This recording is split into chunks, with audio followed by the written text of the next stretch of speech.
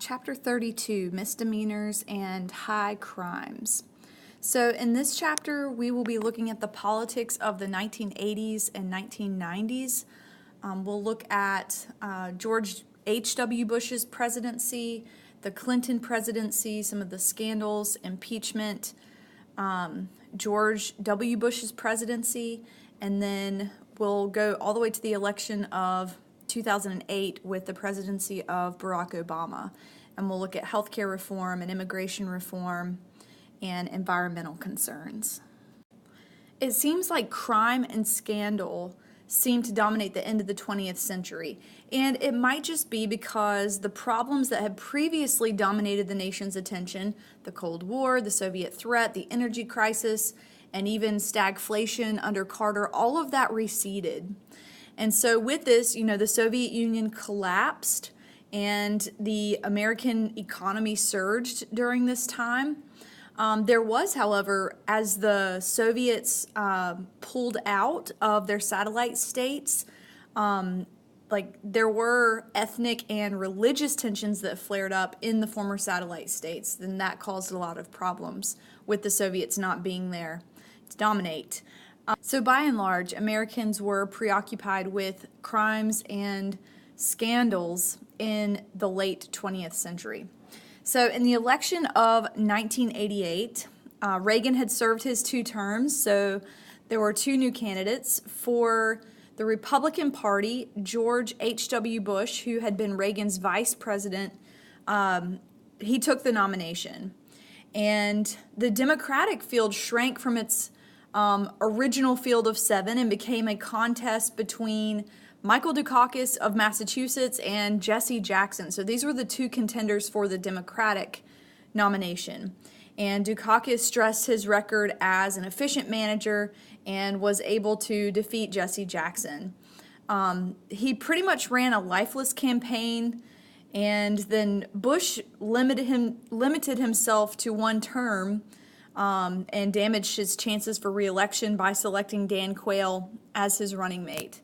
At any rate, Bush's campaign attacked Dukakis for being soft on crime, and the crime rate was soaring, so he carried the election with a 54% of the popular vote and 426 electoral votes to Dukakis' 112.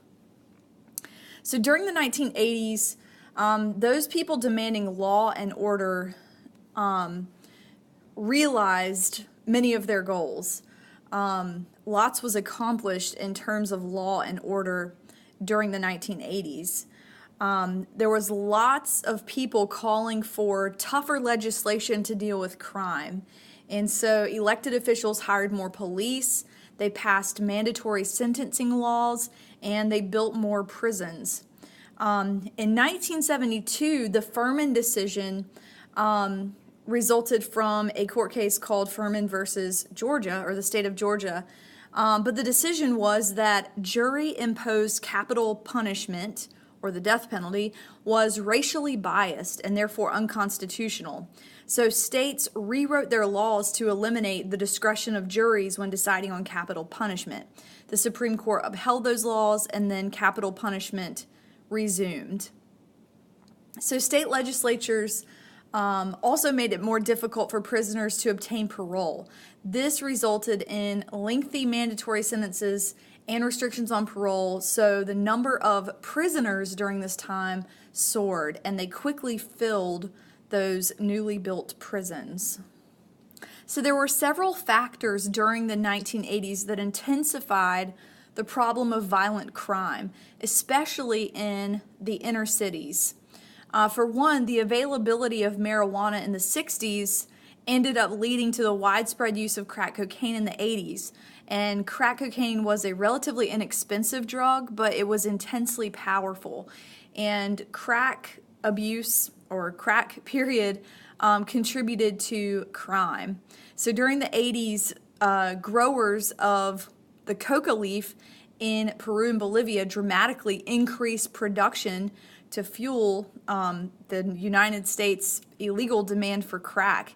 And so drug traffickers came up with a very sophisticated system of transportation of cocaine in the U.S., and they lowered the cost of cocaine from $120 an ounce to $50 an ounce, cutting the price by about 60%.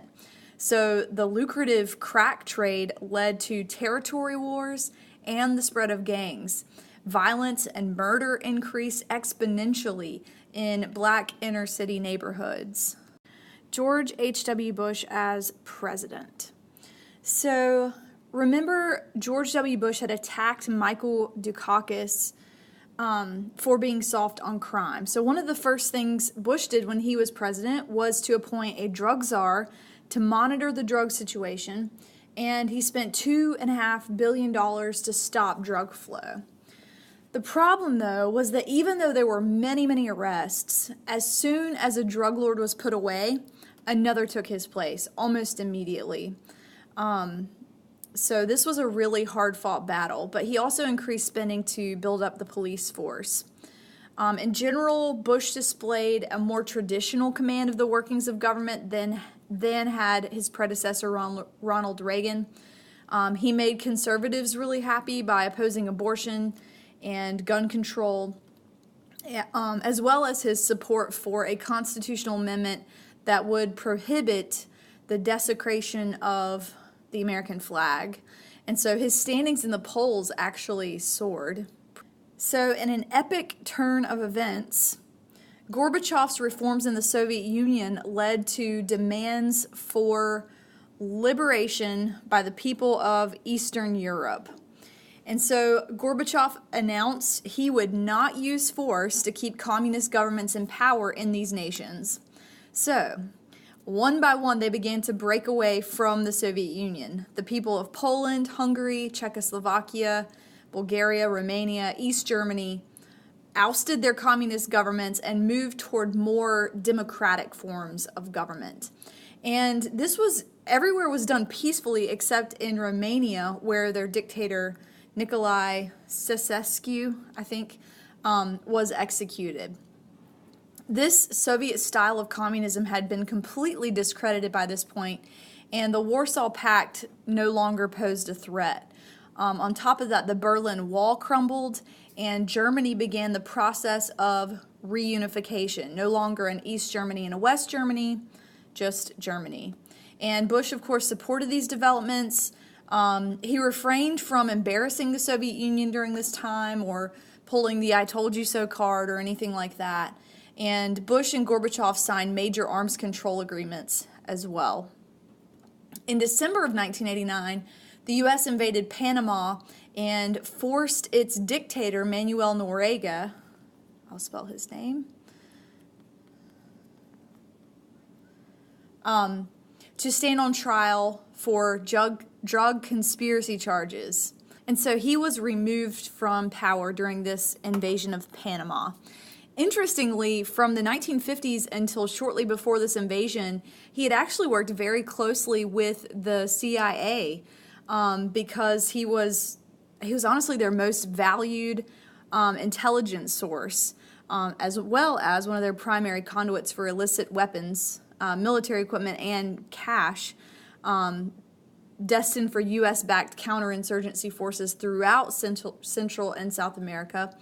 But, again, he was a major cocaine trafficker, and this was something that the CIA had known about, but they weren't really going to address it because he was such a useful informant.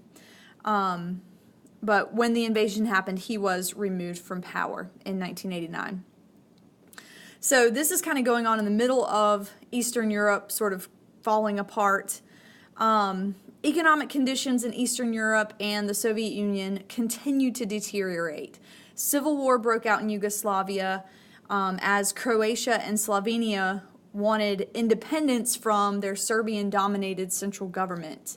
And throughout the Soviet Union, nationalist and anti-communist groups demanded greater control of their affairs.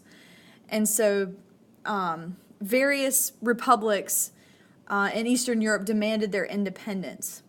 And Gorbachev didn't really want to see the breakup of the Soviet Union. He actually proposed a treaty of union that would have granted the people local autonomy that they wanted, but he wanted to keep them unified.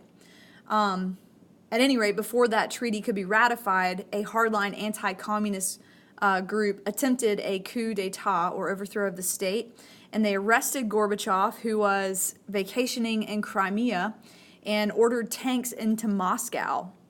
And so the president of the Russian Republic, the anti-communist Boris Yeltsin, defied the rebels and rallied opposition to the coup. And they fell apart. So he was victorious, and he looked like the man of the hour. So in the aftermath of this, the Communist Party was disbanded, and the Soviet Union was replaced by a loose federation of independent states. Yeltsin, of course, led Russia, which was the most important of these states. War in the Persian Gulf. So the president of Iraq, Saddam Hussein, invaded Kuwait, which was very oil rich. And he did this in August of 1990. And Saddam was really hoping to gain control of Kuwait's oil and thereby increase his control to 25% of the world's total supply of oil. And so he amassed his forces along the border of Saudi Arabia. And almost immediately, the U.S., Great Britain, France, Italy, Egypt, and Syria moved troops to bases in Saudi Arabia. And in November, the UN authorized the use of force to expel Iraq from Kuwait if it did not withdraw by January 15, 1991. Well, Saddam refused to withdraw. So 2 days later, American forces unleashed an enormous air attack, which wreaked great devastation on the Iraqi army.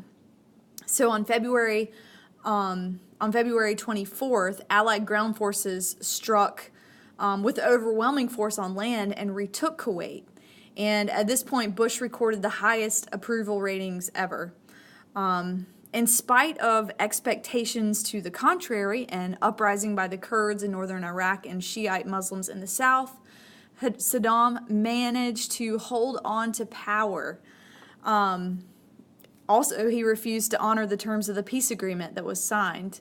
Some people said that Bush should not have ended hostilities with Iraq until Saddam Hussein's regime had been crushed. But the purpose was to get him out of Kuwait, which that happened, and so he did not stick around to force Saddam out of power. So we'll end there, and we'll pick up in the next video with deficits and the Clintons and the Whitewater scandal.